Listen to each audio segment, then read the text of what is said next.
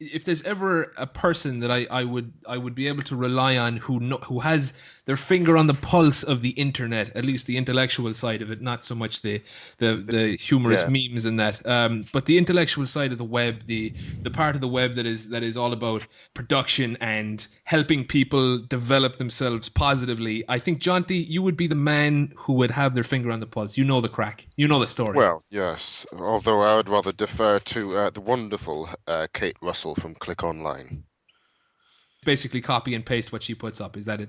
No, no. I watch what she does on Click Online on BBC News 24 or Oh, I see. BBC News, I believe it's called now. They keep changing things, and she's one of the most switched on person when it comes to web and business I've ever encountered. I better Kate look her up. Russell. She did Kate a book Russell. called Working the Cloud. Working the cloud. Noted. Okay, great. I'll check that out later. Jonty, is there anything that is burning you up at the moment? Any kind of specific topics that you were just so ticked off, or you are so happy about that you would just like to One thing that really narks me Mhm. for some time now is people conflating politics with economics. Brilliant. That really narks me. That's fantastic point actually. My blog is often, although I do kind of jump between the two, but whenever I speak about economics, and primarily I speak about economics, not politics, and people are like, no, I'm just not into that politics stuff. I'm not into that, and that really bugs me too. I'm like, no, I'm not talking. I know what they probably just mean. They would say the same thing about economics anyway, but they Yeah, do conflate the two because I how does that happen? Why is that? Why does that happen? I think it's perhaps because of the. Have you heard of uh, the Frankfurt School? The Frankfurt School. You've heard of Marxism, of course. Everybody's heard of Marxism. Marx. Frankfurt School was a group of intellectuals, and I use that word in a insulting way, what I call the chatterati, the illiterati, the people that like to spout about things, but they don't actually know what they're talking about. Intellectuals who like to spout on how to solve world affairs and all this sort of yada yada, but they're all sort of Joel joiny hands and kumbaya, that sort of intellectual, you know. Mm, They're all airy fairy. Tree huggers, you know, greenies, yes. kumbayaists. And the Frankfurt School was a group of intellectuals, I believe in the 50s. There's a Wikipedia article on it. Don't quote me on this, uh, who essentially got together to promote the ideas of Marxism. And ever since then, you'll find Marxist ideology and the language of Marxism, which is essentially struggle and battle and us and them and moustache twirling them as opposed to us who are the good guys. And it's always this thing about class and us and them, and we have to look for somebody or something in society to blame. So young people have this thing about with politics where there are two sides and you've got to be in the right side as opposed to the wrong side, and it's this sort of battle thing that's going on all the time, and you just cannot get through to people like that. They're glassy eyed. And so That's the politics I don't like. sure, the Frankfurt School would be like the manifestation of this kind of this Well, this ideology. that's where it originated. I see. Well, at least part of it. You will recognize a lot of names like in education, people like Althusser, all this nonsense they teach in university about the death of the so I've got a cold death of the author, where you disregard what the author's trying to write about and you insert your own meaning. So instead of say a story just being a story with sort of the norm bog standard archetypes, you will read a story and it'll be about class struggle or feminism criticism or Marxist literary criticism. And you just insert your own political ideology into it and you turn it into something that suits your own particular ideology. You see where I'm Absolutely, getting at? absolutely. I was actually just before we even started. I was actually thinking of grabbing the copy I have from Ludwig von Mises, the anti-capitalistic mentality, and he identifies in that book. I don't Yeah. know if it's 7 or 9 or something different positions that all work together to Mm. create this view of the world that leads to people hating Obviously the class system, the class struggle, the we're poor, Yeah, they're rich. Historically, it's always been the rich against the poor, and this kind of yeah, not absolute, yeah. unfounded and completely, I mean, within minutes, disprovable nonsense. Um, Well, and it's kind of the weird thing about it is Marxism. Marx essentially he came up with, if you think about it, he came up with the first conspiracy theory where it's the mill owners against the trodden down workers. And ever since then, you will notice that all conspiracy theories are variations of this us and them, but on greater and grander, more global scopes. There's always a us and always a them. Them is the shadowy, moustache twirling elite somewhere, whether they're lizard men or Jewish bankers or Rothschilds or whoever. It's always this them. And it's just bankers right now, or uh, politicians, or David Cameron, or whoever you want to focus your them on. And what is the appeal? Why do so many people want to? Obviously, it's not. I don't think it's a majority. I'm sure everybody buys into it in some No, in no. some degree.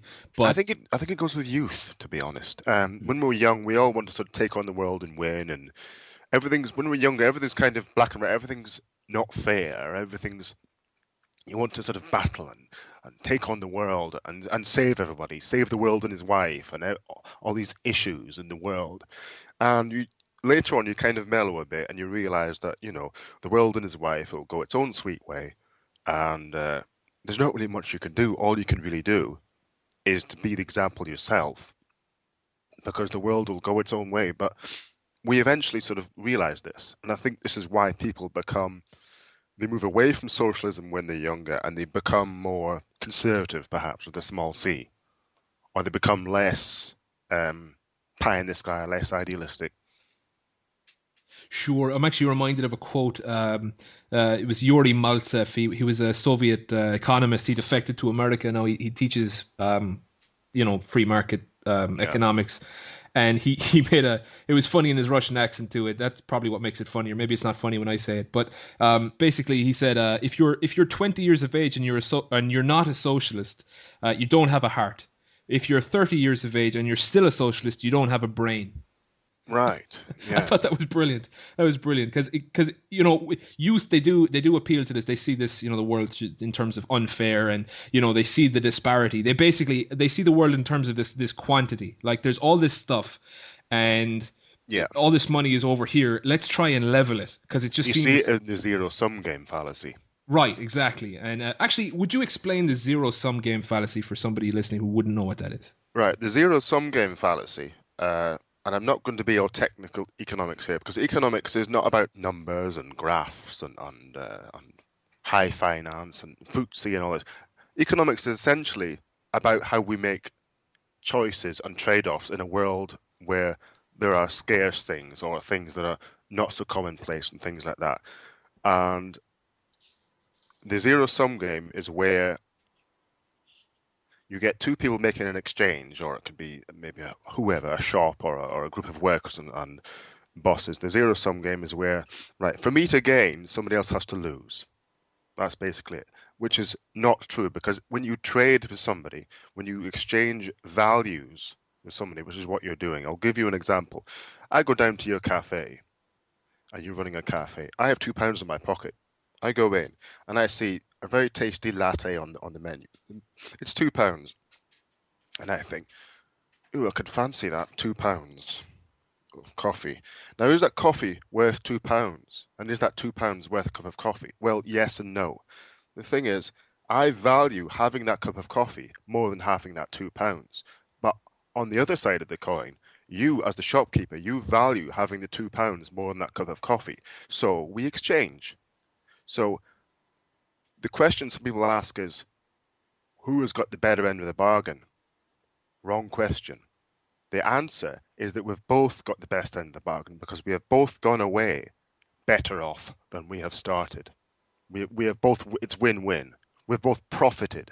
We've both made a profit. We have come away with a benefit of what we have wanted. I've got my cup of coffee, you've got your £2. And that is win-win. The zero-sum game says that if I pay you £2 for your coffee one of us is worse off. Which is, if you think about it, in terms of trade, it's complete rubbish, and that is Abs- the zero-sum game fallacy. Absolutely, that's a great example, and you could even take it a little further in that. Well, I've done this. It's not a technical example because it's not exactly 100% accurate, but it does help mentally.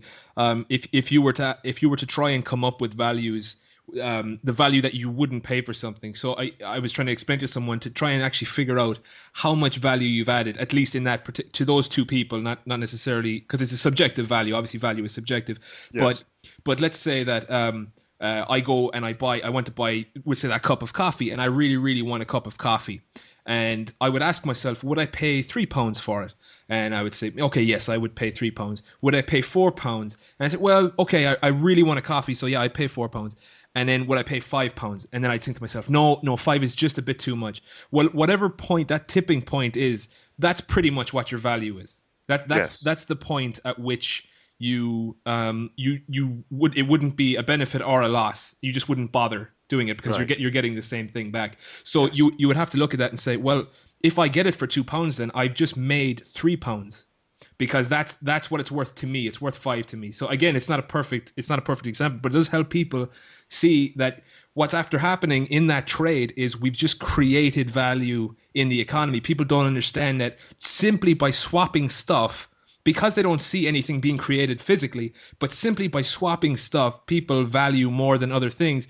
That you are creating real wealth. That's where Yes. wealth comes from. Trade is This is where what wealth. people don't get. You're right, because when two people make an exchange that is entirely voluntary and entirely by their that when they go away happier with a benefit, that is the wealth. That's the wealth being created. Wealth, people must get away with this thing about wealth is money. Wealth is not money. Okay? You can be a millionaire in Zimbabwe, but you're poorer than the average earner in Britain, you know? Right. Because the money isn't worth much over there because of galloping inflation, but that's another matter. Wealth is the choices you have. That's right. That's right. Wealth is your, yeah, exactly. That is kind of hard for people to take, all right. And so when they see this, when they see the world in terms of these quantities, first of all, as you're trying to point out with the zero sum game fallacy, what people imagine is that, well, everything is has basically got this set value, and then Fixed pie you, theory, you yeah. either get this you either get this really good deal because it's cheaper than what the real value is, or you get a bad deal because it's too expensive. And in actuality, there is no value. The value is entirely interpreted by the individual. The Whereas, value is in the mind of the beholder. This is what Marx made his mistake when he developed the labor theory of value. That he made the mistake, and even today, people make this mistake with the fact of value. They believe that the value is intrinsic to the object. Nothing has value because if somebody doesn't want to buy it, it's not worth anything. People don't seem to realize this.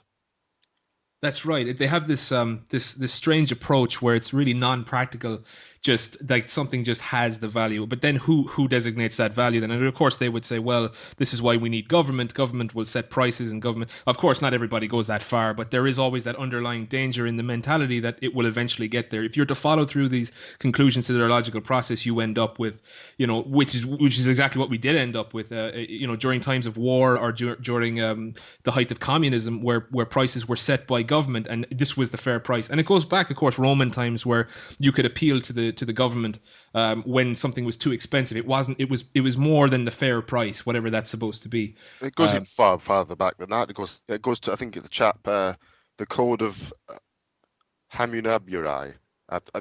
I'm probably saying it wrong. He was I think he was an emperor in Babylon or Mesopotamia, somewhere about that. And he made one of the first codes of price controls that you should pay somebody X amount for this and X amount for that. And this is sort of carried forward, this price controls. And people don't realize, they always think that, oh, the Roman Empire that failed because of, it was all orgies and everything, and they overreached themselves and blah blah blah. But actually, the reason why the Roman Empire failed, one of the main overriding reasons, is they diluted their currency, the denarius. right. They devalued it And what is the incentive? Because I think people. I mean, this is one of the most important to control prices. To control prices, that's right. And but people, I think people, if they understood the nature of the relationship between government and money supply, the importance there, and in this, like in the absolute simplest terms, because I know people try and make this so complex, but it really isn't. If like, I mean, it can get complex, but the basic principle is very very straightforward. If people understood how and what reason government has for Yeah. manipulating the supply of money, how they can raise massive amounts of capital this way, of course, by it's effectively like taxing the future. People don't Print quite money. understand. That's right. That's right. Now in the old times, what they would do is just mix metals. Isn't that correct? They would take in They would um, debase it, yeah. They would add inferior metals. inferior metals, and that was the point of the like we still have on our coins today, even though they're worth nothing. On our at least on euros, on the 50 cent and the 20 cent, there are these little ridges on the outsides of the coins, and the purpose there was obviously goes back. It's a tradition where people were shaving off. Yeah, the coin clipping, yeah. Coin clipping, that's it. You would shave off just little bits of the coin, get the dust together, and over time you'd have, you get these bags and bags of gold dust, and you could, That's right. Or yeah. you get a bunch of coins in a bag, and you would do something called sweating, and you'd get all your gold coins, and you'd shake it vigorously for minutes, even hours, and tiny little pieces of gold would rub off, and you would get the gold dust, and you would use that. Isn't And that of incredible? That's incredible. And of Sweating. course, it became so impractical to do so. And of course, you can get a lot more money if you can convince people that your paper is worth something. Then you don't have to shave anything off it. You can just print it whenever you want. Well, the whole thing about inflation is you try explaining inflation. People think inflation is prices going up, but it isn't. When you try and explain, well, actually, the prices aren't going up, the price is staying the same, but the money is worth less, and everybody goes, eh? Huh? And it's even somebody who's read a few economics textbooks like myself, the easy ones, Tim Harford and what have you. Even I find it difficult to understand inflation. It's difficult to get your head around. But I encountered a thought while I was thinking about inflation, a brainwave. I explained inflation thus: imagine you have a high shelf, and there's something on top of that high shelf, and you sort of access it every day. But to access it every day, you need, say, a step ladder, or you need to you need to step on maybe a couple of books to get to this shelf to get the object. All of a sudden, magically, in a couple of weeks, for some reason, the books get smaller. They shrink in size, and you have to use more books to reach the object. That's inflation. The shelf hasn't got higher. The money has got worth less, so you need to use more of the books to get to where you want to be. That's inflation. That's very good. And when we hear from politicians who are involved in finance departments and in charge of the printing and the distribution of money and the monetary policy, they always, well, at least these days I think they're getting a little more honest. But typically over the last few years, they would say things like, "We're fighting inflation." Hmm. And now I know Ben Bernanke has come out and said, no, actually, we want inflation. It's better than deflation. How is He, Ben Bernanke fighting inflation if he's printing it like Billy-O? I know, but he's counting on people. But I see, this is what surprises me. I mean, if you were doing, if I was doing what Ben Bernanke is doing, I would never come out and say things like that. I would come up with, like they historically did. They would come up with all these different Yeah. obscure graphs and obscure sounding policies to fight inflation. But of course, they're causing it, and there is no other cause. I mean, if Well, the trouble is with Bernanke, if you, on the other hand, say, right, well, we're fighting inflation. Uh, what we'll do is we'll restrict the monetary supply. People will say, I'll accuse you. All right, you're being Milton Friedman. You're being a monetarist. That's debunked. And to some extent, Friedman did roll back from monetarism later on because monetarism is a blunt tool. You mentioned that actually, I had to still look into that. I was quite interested by that actually. That's another rabbit hole I need to go down someday, because I'm quite It's interested in like that. any other commodity. The more stuff of it there is, the less it's worth. Another thing that people can't get their head around either. They just think of money as a face value, that a pound is a pound, or no, they don't use the punt anymore. It's the euro now in Ireland. Yeah. It is, yeah, yeah. Well, it's like if you go back 100 years. you can buy almost. I mean, it's not identical. There are obviously fluctuations, but by average, you can buy the same amount of gold that you could for a barrel of oil, or vice versa. If you were to trade, their values relative to each other have stayed relatively close together. Mm, that's right. And so if you were using something like oil or gold or some kind of commodity, like you can see how those things haven't changed. But if you look at the price of gold in money terms, when I started looking at gold as a commodity, as an investment, it was a few years ago. It was less than $300. It's traded in US dollars, so it was less than 300 US dollars. And today it stands at over 12. Is it even 13, I 13 think something? it's 11, 12, It's something like 11, that 12, and per troy ounce, but it's still a good investment. it's still a good investment. I mean, it peaked somewhere at 19 last year when the whole quantitative easing thing was not working, and then they did QE3, and it just spiked altogether. Just Yeah. It crazy is still inflation. a good investment for the simple reason that when the currency system is going up the wazoo and real interest rates are less than inflation. So if real interest rates mean that you're not making any money at all on cash savings, it's a good investment long term. It protects your hesitate to use the word wealth. Right, right, because it's a tangible, valuable in terms of you can't just print it Oh, whenever you that's want. why You it's have to, valued. Yeah, yeah. that's right. You would have to, if you wanted to counterfeit gold, you would have to. Well, you couldn't counterfeit gold, and so you would have to get machinery, and you'd have to hire labor, and you'd have to dig it up out of the ground Well, to get more. yeah. The value of any currency is directly related to how hard it is to bloody well make the stuff. Exactly, exactly, and I'm fairly certain that there's been numerous cases of this kind of fiat currency where governments just convince people that I know I was just made the point a couple of days ago that Yeah, the the euro is the only currency that began its life not backed by anything. Like everything else, the pound sterling was obviously based on a pound, the weight of sterling silver.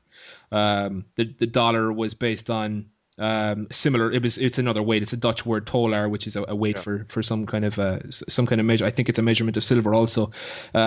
Whereas and they migrated off a standard onto just being a digits in a computer or just in a logbook.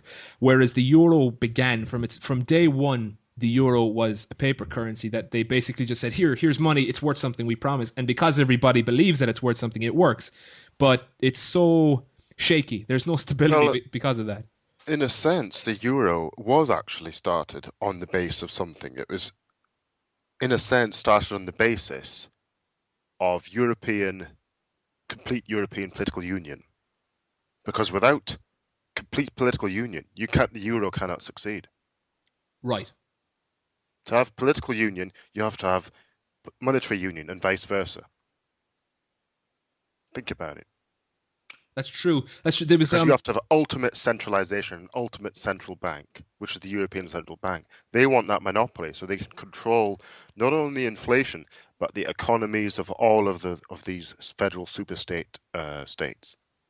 That's right. I was looking at some of the ideas that were floating around at the inception of the euro, like the motivations for it, and there was Mm, basically two competing factions within the European debate, yeah, and the centers of power in Europe and the people who made decisions based on their policies for how the euro is going or how the European Union is going to work.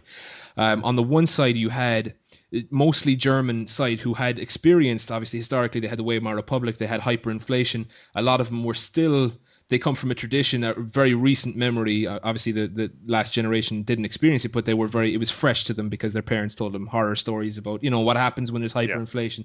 They were sensitive. And so the Bundesbank would historically speaking and relative to other banks just like didn't inflate ever. Like, okay, they did, but it was it was relatively small compared. It was basically Uh, non-existent. Inflation was basically non-existent. And so what would happen is this is before the euro, all the other countries in Europe, if they wanted to inflate, there was this danger of being exposed and of money moving across the border from Germany. Like let's say France wanted to inflate the franc, that mhm. would drive the value of the franc down, and of course, business from Germany would now start pouring into France. They'd start buying up things with their stronger currency because they were taking advantage of that exchange rate, and so all the other countries surrounding the problem with inflation was that everyone would spot that these currencies are doing are doing quite poor compared to the German currency. So all these other countries had this real incentive to get everybody on the same currency, so they could all inflate at the same time, and no one would notice. Yes, it's smoke and mirrors. It's smoke and mirrors. It is. It is. And of course, they argued also that the what made America successful was the fact that they had one single currency going between all the states. And so, if like we'll say a manufacturing plant in France wants to buy parts for manufacturing a car in Germany, they need to hire Well, labor from Switzerland. They have well, to I think they might be wrong there in a sense, go ahead. because the United States, I could be wrong, but the United States, first of all, they have the Constitution, which is a document that expressly limits government and banking powers.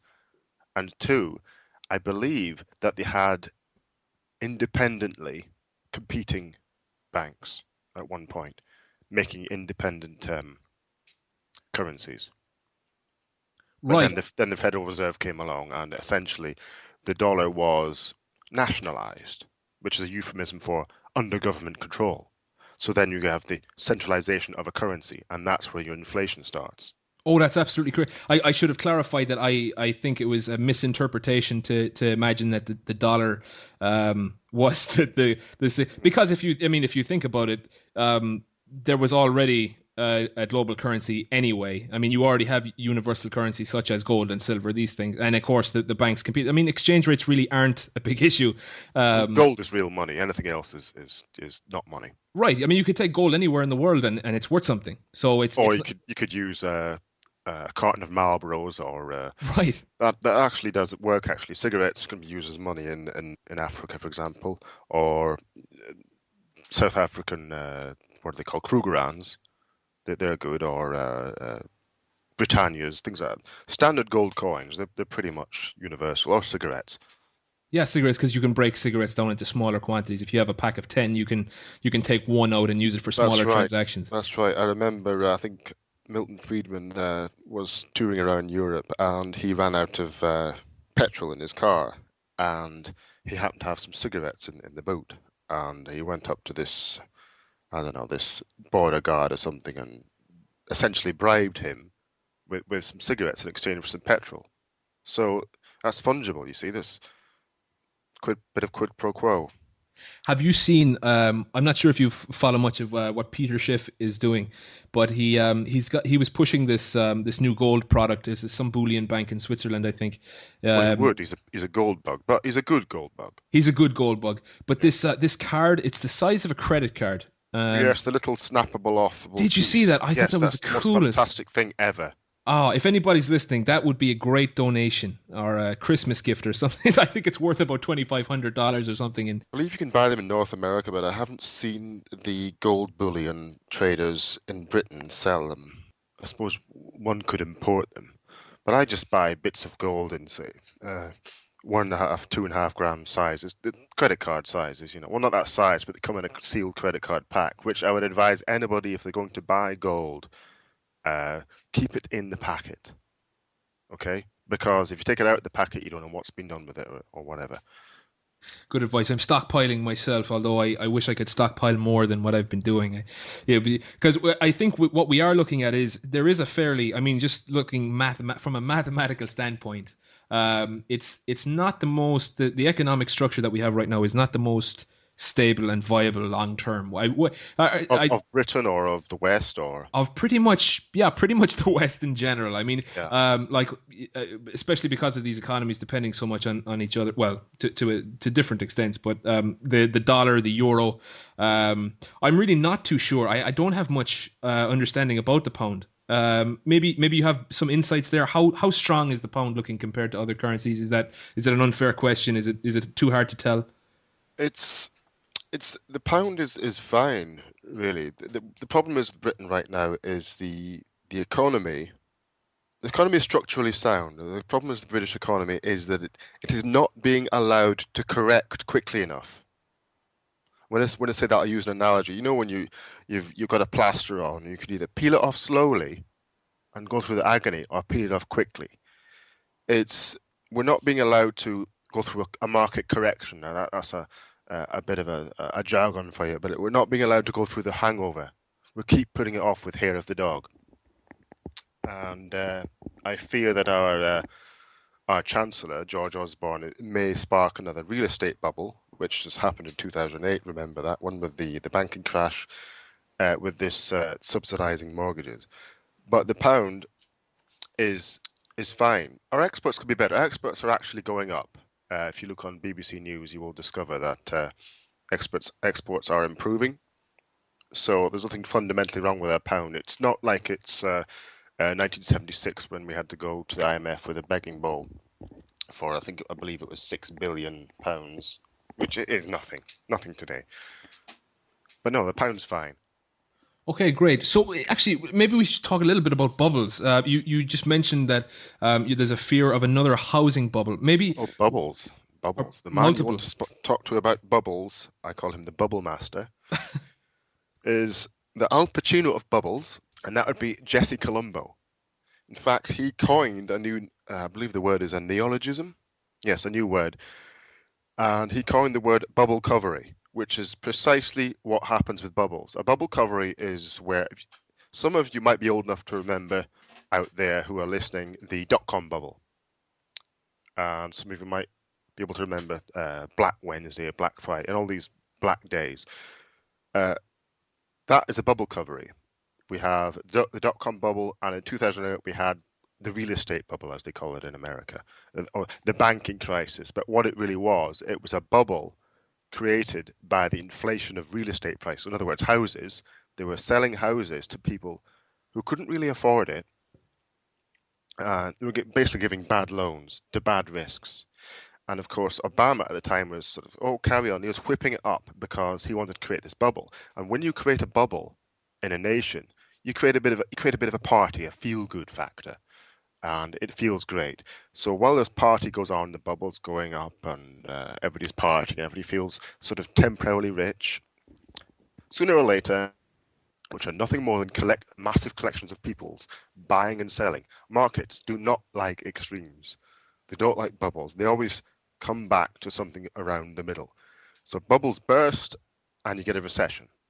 And then you inflate another bubble to recover from that, and that is a bubble covery. So the dot-com bubble was a bubble covery in response to a previous bubble called the Asian bubble, which I don't know really anything about. You will have to ask Jesse Colombo about that.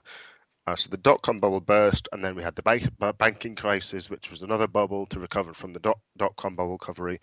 And now we might be stalking another bubble. And throughout history, the 20th century and beyond, we've had bubbles, from the South Sea Island bubble to the madness of tulips, the tulip bubble in Holland. And we have a series of inflatable bubbles, bang, all through history. And this is basically caused by governments interfering in markets, in the way that people work, in terms of how they trade. If you do not have governments interfering, bubbles would still exist. They would still be here, but they'd be much, much smaller and far less noticeable. And if let's take for example the housing bubble, where and this of course the government turned it around. Governments all over the world. Well, of course it was the Americans who started it, but it was felt you all can over. Speak for that. Ireland has its own little property bubble as well. It was remarkable, and we're still feeling the effects. There are so many estates all over this country that are completely empty. Completely finished houses, paint and everything. I mean, beautiful houses, nobody wants them. Nobody. Well, actually, the funny thing is, people want them, but they can't afford them. That's a whole other podcast, though. What's keeping the prices where they are is, again, government interference. But we'll say with the subprime crisis, as it was called, with the housing subprime bubble, yeah, the subprime bubble, which is when the banks were giving money to people who couldn't typically afford them. This is people call this greed, and they call this the free market out of control, and there wasn't enough regulation. Now, this has been challenged time and time again by folks in the Austrian school, folks, and just regular conservative. Caused it in the first place. It was regulation that caused it. And how could you just spend just a couple of minutes maybe just explaining how regulation can cause this kind of bubble, and why this wouldn't happen if there was a free market in banking and in property? Well, the thing is with bubbles, and with free markets and interfering and causing these circumstances that come about that we don't want, is that which are nothing more than people allowed to buy and sell among themselves and set their own prices with the price system, which is nothing more than me going to somebody and saying, right, I want to sell this for this price, and they go, well, I think that's too much. How about this? It's haggling. Free market is essentially haggling. And when you interfere with that and you set a price via price fixing, whether it's via a price floor, which is minimum wages, for example, because wages are prices, or you set a price ceiling, for example, in rent controls, which is the rent cap, it creates circumstances that are undesirable, such as shortages if you have a price cap, and you get surpluses if you get a price floor. Because the thing is that people don't seem to realize that prices are not levers of value. Prices do not set value. Prices only roughly suggest value. So when you come along and say, right, I think X should be £1, and that is £1 throughout the whole kingdom of whatever it is, Matrably land or whatever it is, people then cannot decide for themselves what is valuable, because value is in the mind of the beholder. So it interferes with human nature, with human action, because a market is nothing more than humans behaving according to their own voluntary whims. And this is where the problem comes in. And so you get bubbles. And I just want to mention also one thing which was kind of an implied understanding among a lot of banks, that should they fail, if they were to fail, they would be fine. That governments were, there wasn't. I'm not so sure how much of an implicit understanding or an explicit understanding there was, but they knew a lot of the people who make big decisions for bank, who allow capital to be available for lending for subprime, and people who create incentives at the higher levels of the banks, who create incentives and give bonuses for lending, did so specifically because if they did it in this regard with Yeah, housing, they knew that, well, it's not like the government's going to let us fail because this is people's homes. It's not like we can just shut down. They knew that the government would mm, bail them out effectively, and of course they were denying. If people remember years ago, while it was all coming to light, we remember them saying, "We're not going to bail, at least in Ireland, we're not going to do a bailout. We're not going to do a bailout. This is the bank's fault." And then of course they did a bailout, and they did several bailouts, in fact, because it wasn't enough the first time. And so, of course, without that safety net, no bank in a free market would ever give a loan to somebody who wouldn't ordinarily pay it, because the bank is taking the entire risk. Whereas in this situation, the banks were not taking the risk; it was taxpayers. indeed. The whole point is that risk is part of life. Without risk, life doesn't work. Without risk, the market doesn't work. Exactly. Without a risk of death, I will go to the Grand Canyon and jump off. But it will, at least without the understanding of risk, and without that kind of thing, I would jump off and I will die. So risk is really, really important. Risk management is essential to functioning markets. Absolutely. Banks should have been allowed to fail. We have a system in Britain, I'm not sure, when I say Britain, I mean the UK, where depositors are insured by the taxpayer up to £50,000. So if it fails, you get your money back, which isn't exactly a free market. People should realize if you give your money to a business and if you loan your money to a bank, which is essentially what you're doing for them to loan out to other people, you should have to accept that there will be a small risk that that bank will go under. You accept that risk. It's a part of doing business. So if that bank goes under, you should accept the hit. Risk is a part of life. But instead, you essentially get bailed out £50,000 if you have that much by other people, by a taxpayer, which is cronyism. Absolutely. Absolutely. It does frustrate me how people talk about capitalism in the market and regulation when they're looking at what we have today. And it's a similar situation in most Western countries. I know in Ireland we really got a rough deal when it came to the property, but it is Yes, something that's kind of many mimicked. many folks do that. They don't understand capitalism. They view capitalism. See, I don't really like that word because I'm not really into isms. Because ism is kind of it's these socio-political things that's like almost like a church, like a mindset. Capitalism is the exchange of capital, and capital has been exchanged since the year dot. It's not like a political ism. People confuse this thing about capitalism. They think, right, well, it's big banks and it's all this and it's rich and the poor and exploitation. That's cronyism. That's crony capitalism. See, the thing is that people don't understand is that all of the animal kingdom, all of the natural world, all humans use capital in exchange. Whether that capital is money or social capital or sexual capital, even flirting is sexual capital. All exchanges between human beings is an exchange of value. All interactions between human beings is an exchange of some sort. Absolutely. I remember it was I'm not sure, was it Jeffrey Tucker? Yeah, He was making a point at a conference where he spoke about how capitalism as a word, the debate was, should people, should free market capitalists, should libertarians, anarchists, should people use the term capitalism because it means something so different now. And it was this debate, maybe they should come up with a new word I prefer to altogether. call it free trade. Free trade is really good because it's very Free trade or difficult. free enterprise Yeah, or it's open difficult to trade. argue with that. It takes the loaded the politicization out of it. It takes it. See, the word capitalism has been tainted, but by That's right. politics. And economics isn't really about politics. Economics is the nemesis of politics. Economics doesn't really care about whether the world is right or wrong. Economics is neutral. So free trade is essentially capitalism.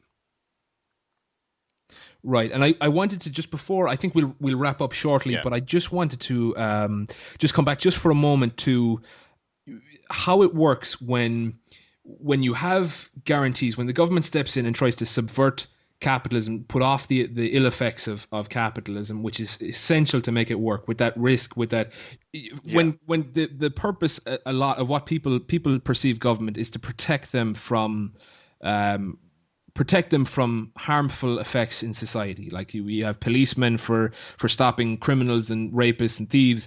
We have in Right. this case we have the government to stop us, to protect us from the greedy bankers, the greedy businessmen, and so when something like the banks fail because of their, Hmm. we say it's their greed and they cost all this money, so we need to prop them up because, like, the worst case scenario when the banks fail is that we take the hit and the market corrects itself and we're ready to move on. But when the government puts it off, if the money is gone, if the money's been spent, been taken overseas, it's been invested Hmm. poorly, and it's gone, Hmm. where does the government get the money in the first place to protect society today? And of course, the answer is, well, it has to come from the future, its future ability to tax. It comes from children. It comes from grandchildren. It comes from your children, essentially. Yes, you essentially rob the future to pay for the present. So if ever there was a moral argument for capitalism and against, or at least free trade, and at least for not having government step in to manage risk, it would be, we don't like stealing from children, right? That would be the long and short of it. You do not steal from your future children. That's essentially what you're doing. Exactly. Like I would rather be, if I was mugged in an alley and the mugger said, "Okay, I'll either mug you right now, take your money, or I'll wait 30 years and wait for your kid to come down this same alley and I'll mug them instead." What would you say? Well, I would say, well, mug me now. Let's get it over and done with. And I'm protecting my child and protecting other people's children. That's what I would do as a moral decision. I mean, I don't know if I'd be held to it, Yeah. but I think that would be the right thing to do. Well, whether it's to take money to give to somebody else to achieve a certain degree of income equality or redistribute it in whatever manner you see fit, the use of that force to to to take that money for whatever, if, even if it's good intentions, the use of this force to achieve this equality in an attempt to, it will destroy the very basis of freedom. And that force, which is introduced for good purposes, it simply ends up in the hands of people who use it to promote their own ends. That's what always happens. I was making the point with somebody that they were calling me a utopian for We're calling for you a utopian. Yes, I was being That's called ironic. I was being called a utopian because I wanted to promote the ideas of a free market, where where I was still acknowledging that there would be bad people in the world, but of course a free market would manage it the best. You can't get rid of bad people, people who are You can minimize it, but you can never get rid of them. Yeah. you can minimize it. And of course, their solution, and I just turned it around and it caused them to just completely stop and change the subject. When what I said to them was, okay, so your solution to, if we accept that there's always going to be bad people in the world, Mm. and they're always going to do bad stuff. So your solution is that we get a group of people and give them the exclusive ability to do that bad stuff, like to steal money in the form of taxation, to lock people up in the form of prisons, to force certain regulations on their trade, to do all the stuff that nobody else can do. But we'll set up this group of people to do all that bad stuff that you're worried about, like the stealing, the killing, the whatever. Governments can do that stuff. They are the only people in society who have You have a monopoly on force. they have a monopoly on force, and so I'm utopian, but they're the people who are saying that we need to give people a monopoly on force and expect them to do good. I mean, it's insane. That's got to be nuts, right? I mean, am I wrong? No, you're not wrong, because what people are essentially expecting to do is the crazy situation where we are hiring somebody else to spend our money for us. Nobody spends their own money as well as they spend it themselves. So we go, what shall I do? I know what I'll do. I'll hire a bunch of people, a third party, anonymize all this money, give them to spend it on our behalf. And they're not going to spend it wisely because A, it's not their money, and B, they don't know where it's coming from. So they just think, well, they're not going to care about getting the best value, or the best deal, or the best product. It's a crazy thing to do, to think about it, that we employ a bunch of people instead of spending it ourselves. That's Well, that's crazy. it. And everybody knows that the government get the worst deal on everything. They're the people who get the worst prices because, you go to a doctor or whatever, and if they find out you're insured, if you've got government insurance or even private insurance for that matter, it's the same idea where they can charge more. Whereas if they're just charging you, well, they'll charge you a lot less because they know they can get the money from government. They have this giant pool that they don't care really until it gets to the bare minimum. And of course, then they just borrow more or print more and send the bill to your kids in 30 years' time. Yes, I gather I was reading an article in the Times, I think a couple of months back, that apparently the Ministry of Defence has a warehouse full of 100 years worth of Nimrod parts. Isn't that incredible? Another department buys light bulbs for, I think, over £10. You can get them from eBay for like 50 pence. I'm sure there's a light bulb joke in there somewhere. How many bureaucrats does it take to change a light bulb? how, how much money have you got? That's the punchline. That's a good punchline, yeah. How much money do you have? Quantitative easing. Yeah. Well, Jonty, it's been an absolute pleasure talking with you, dude. We have to do this more often. Let's make Been a a thing of it. blast. It really has. I could leave the listeners with something, a recommendation. If you go to YouTube, you can start with these are brilliant. They're called Economics is Fun, and you want to type in Madsen Perry. Now, Madsen Perry is the director of the Adam Smith Institute, who teaches basic economics, and each of these little bite-sized lessons are about under 3 minutes each, which is the time it takes to boil an egg.